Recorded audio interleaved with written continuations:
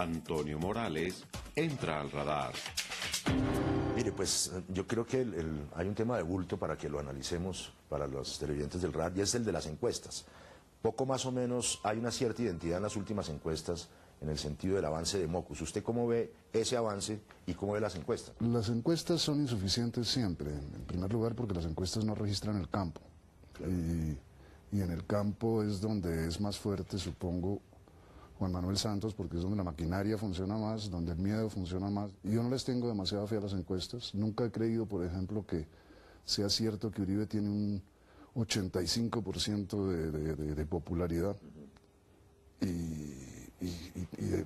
Tampoco las creo hacia el otro lado, al revés tampoco. Hay otro elemento que está pues como cocinando la campaña electoral, que son los debates. ¿Usted los ha visto? He visto algunos. ¿Y qué sensación le queda de los debates? Me parece que son muy importantes porque ve uno cómo son las personas. Lo importante en los debates son sobre todo los detalles. Bien. El mensaje general lo tienen previsto, lo tienen pregrabado, digámoslo así. Pero, por ejemplo, en un debate hubo un cruce entre Vargas Lleras y Rafael Pardo que me pareció interesantísimo. Cuando Vargas Lleras explicaba todo lo que él tiene pensado para la salud, pero que claro, como no funcionan las cosas, y le pregunta a Pardo, ¿y por qué no funciona la Superintendencia de Salud, que ha sido controlada por Vargas Lleras desde hace años? Eso fue muy bonito y creo que casi nadie se dio cuenta porque nadie sabe eso. Mire, estamos a menos del mes de la primera vuelta.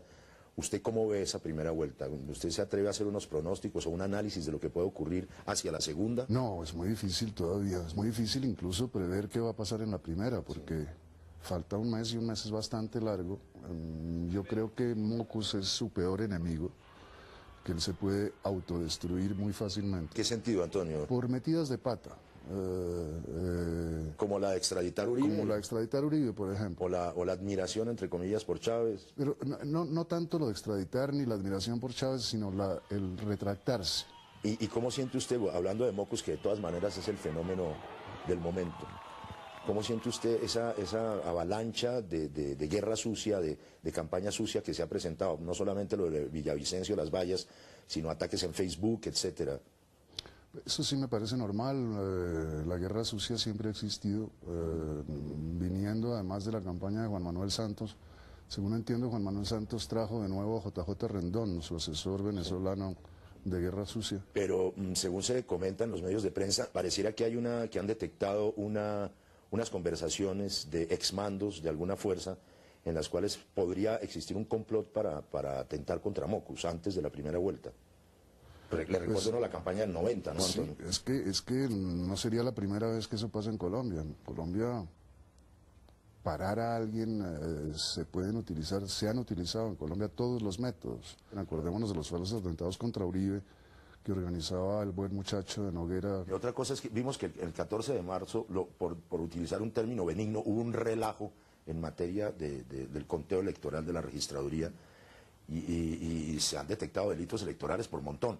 ¿Cómo hacer para evitar, por ejemplo, una campaña que tenga opciones y que no maneja estrictamente los mecanismos de la politiquería para vigilar y evitar que le hagan trampa, el caso de Mockus? Pues es muy difícil. Digamos que es curioso que en las elecciones del 14 de marzo quien salió a decir que no era de confiar el sistema electoral fue el propio presidente Uribe, a favor de quien había funcionado. Porque el registrador es amperista. Sí, pero los resultados de las elecciones habían favorecido a la U, sí. Con lo cual es como si el que pierde en un partido de fútbol denuncia, si el que gana denuncia al árbitro por vendido. ¿Pero usted cree que era torpeza de Uribe? No, él nunca fue. No, yo creo que al contrario era para preparar, en caso de que fuera necesario, una no aceptación del resultado de las elecciones, de las que vienen, las presidenciales. Hay otro fenómeno, o digámoslo, llamémoslo un antifenómeno, que es el fenómeno de Petro, que venía muy bien antes de que apareciera Mockus, que plantean los debates, las ideas más avanzadas, más originales, que gana los debates, que le va bien en la plaza pública y no crece el polo con Petro. ¿Por qué, Antonio? Es un problema más del polo que de Petro. En este momento el polo yo creo que ha perdido muchísima presencia en el país por su propia culpa, por sus propias luchas internas. Es decir, se la han pasado peleando entre sí Robledo con Gaviria, con Petro, con Samuel Moreno, Sí, todos. todos contra todos más o menos, y le ha dejado a Mockus el protagonismo de la oposición.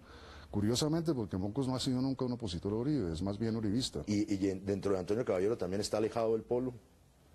Usted pues lo ha dicho públicamente que usted era del polo, que hubiera votado por Gaviria, pero ahora, ¿qué haría usted? ¿Votar por Mockus, una transición de centro o serle fiel? No, a mí no me parece que Mockus sea el centro. Mockus me parece tan de derecha como el propio Uribe, de otra manera.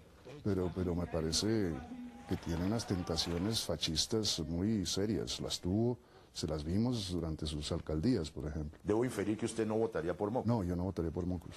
Yo votaría por Petro, pero un voto que se de antemano perdido. Y de todas maneras, a mí me parece peor Santos que Mockus, lo he dicho. Bueno, y en el evento de que sea ese peor para usted, Santos, lo cual implica una continuidad pues del uribismo y de sus políticas, ¿usted sentiría que pasaría un poco lo que ocurrió en Rusia con Putin y Medvedev, que Medvedev está en el poder, pero que es Putin el que maneja los hilos, o Santos? No creo, no le creo que saca el Santos, cuerpo a Uribe? no creo que Santos se deje manejar por Uribe. Creo que Santos no tiene esa lealtad perruna que podría tener Uribito, por ejemplo. El pincher. El pincher, sí. No, creo que Santos hará su propio gobierno y tratará de desembarazarse de Uribe en cuanto pueda, por otra parte. Hay otro personaje del juego electoral que es Noemí, que pareciera haber entrado en caída Me libre. parece que no está en el juego electoral ya. Ya no. A mí, si es que lo estuvo. A mí me sorprende cómo se ha embobecido Noemí en estos últimos 10 años. Uno tendería a pensar que en las campañas no hay programas serios, o por lo menos que no se comunican. ¿Qué siente eso? No, yo creo que sí hay programas, pero yo creo que en general a los colombianos no les interesan los programas. Pura emocionalidad. ¿Ok? Por emocionalidad y por pereza intelectual. Es decir, nadie se toma el trabajo de dedicarle 2 horas a leerse un programa, 2 horas si se trata de un resumen de programa, digamos, si hay que leer todas las infinitas cosas que ha propuesto Vargas Lleras, por ejemplo, se requiere media vida. Sí, es una Biblia, Vargas Lleras, ¿no? Bueno, es una Biblia, efectivamente. Antonio, hace tiempo tuvimos la oportunidad de tener una entrevista y usted me dijo, entre otras muchas cosas premonitorias, pienso yo, que Uribe había destruido las instituciones en el país.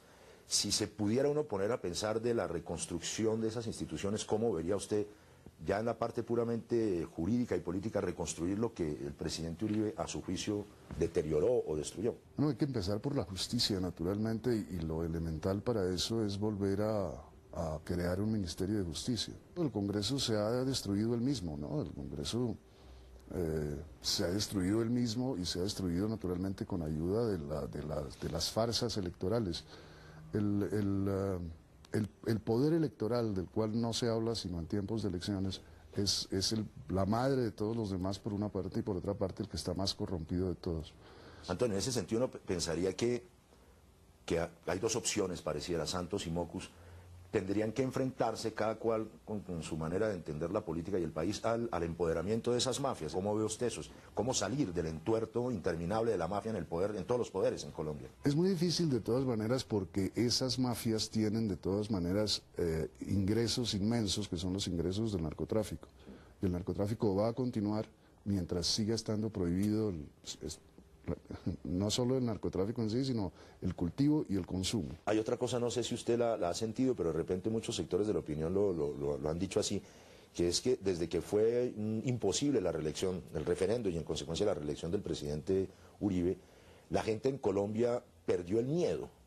Un cierto miedo que tenía una figura paterna que se iba a instalar en el poder 4 años más y etcétera, y perdió el miedo a oponerse a la doctrina de José Obdulio, hasta el 2019, cuando se suponía que tenía que terminar el ciclo de esto que han llamado el uribismo. ¿Usted siente que se perdió el miedo, como si saliéramos de una dictadura o algo así? Es que yo no notaba tampoco que hubiera tanto miedo. ¿No? Digamos, en la prensa, era curioso ver que la mayor parte de los columnistas de la prensa eran antiuribistas y sobre todo anti-joseobdulistas. Lo que había era una especie de resignación, como una...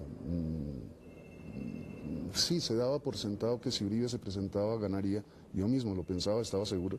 Lo que desapareció es esa resignación, y al no estar resignados a un futuro uribista, yo creo que lo que hay es una gran respiración, pero no es como haber salido de una dictadura, porque no lo era realmente. Antonio, de todas maneras uno siempre tiene un pálpito, ¿no es cierto? Que no puede, que no sea ni muy científico ni muy racional, pero uno tiene un pálpito. ¿Usted qué siente que va a pasar en la primera vuelta? ¿Usted ve que las encuestas van a confirmarse, que Mockus va a salir adelante? Es prácticamente imposible que ninguno de los dos gane en primera vuelta. ¿Cómo ve usted eso? Yo creo que Mockus necesitaría ganar en la primera vuelta, porque tener más tiempo todavía para hacerse daño a sí mismo entre vuelta y vuelta, por una parte, y por otra parte, para que a la campaña de Juan Manuel Santos entren toneladas de plata, como sucedió, digamos, entre vuelta y vuelta cuando Samper y Pastrana, y fue la plata que entró entre vuelta y vuelta la que le dio la victoria a Samper. Eso, la plata le daría la vuelta en la segunda, la victoria en la segunda vuelta a Santos. O sea que la ola verde es una ola que llega a una playa en un momento dado muy pronto. Pues llega el día de las elecciones, el 30 de mayo, sí, yo creo. Bueno, Antonio Caballero, muchas gracias por haber estado en el radar y ya veremos qué pasa, ¿no? Ya veremos, gracias.